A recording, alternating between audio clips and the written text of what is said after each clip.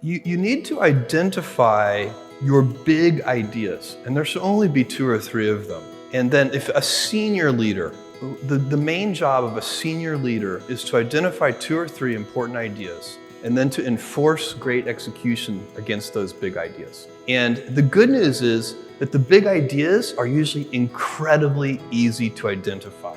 You shouldn't need to think about them very much. You already know what they are. Let me give you an example. For Amazon, the consumer business, the 3 big ideas are low prices, fast delivery, and vast selection. You don't need, it's not the kind, the way you know that they're the big ideas is because they're so obvious. The big ideas should be obvious. And by the way, it's very hard to maintain a firm grasp of the obvious at all times. So little things can distract you from the obvious. But you have to back up and say, these are the 3 big ideas. How do we always deliver things a little faster? How do we always reduce our cost structure so that we can have prices that are a little lower? And the good thing about these big ideas is they will be stable in time. So I know for a fact that 10 years from now, customers are still going to like low prices. No matter what happens with technology and everything else, no matter what happens, people are going to like faster delivery. It is impossible for me to imagine a scenario where 10 years from now, a customer comes to me and says, Jeff,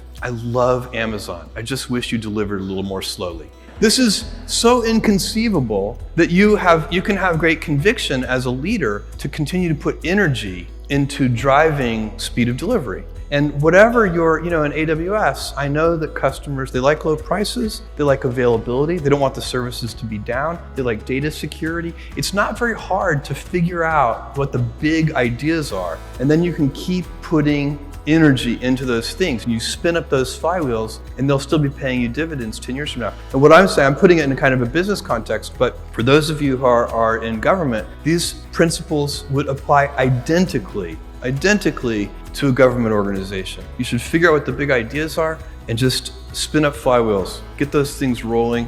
Make sure that you've picked things that'll still be true 10 years from now, 20 years. My job, one of my jobs as the leader of Amazon, is to encourage people to be bold. And people love to focus on things that aren't yet working. And that's good, it's human nature. That kind of divine discontent can be very helpful. But it's incredibly hard to get people to take bold bets. And you need to encourage that. And if you're gonna take bold bets, they're gonna be experiments. And if they're experiments, you don't know ahead of time whether they're gonna work.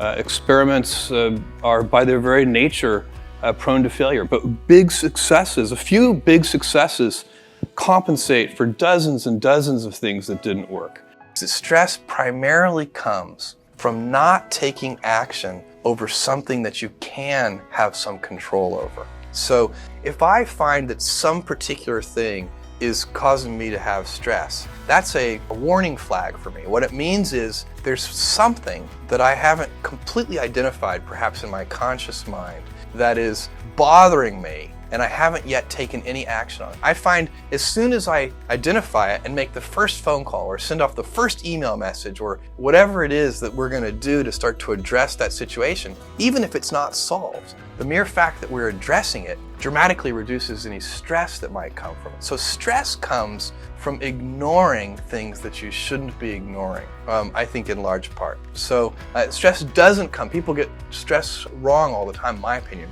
Stress doesn't come from hard work, for example. You can be working incredibly hard and loving it. And likewise, you can be out of work and incredibly stressed over that. So, and likewise, if you kind of use that as an analogy for what I was just talking about, if you're out of work, but you're going through, a disciplined approach of, a series of job interviews and so on and working to remedy that situation, you're going to be a lot less stressed than if you're just worrying about it and doing nothing.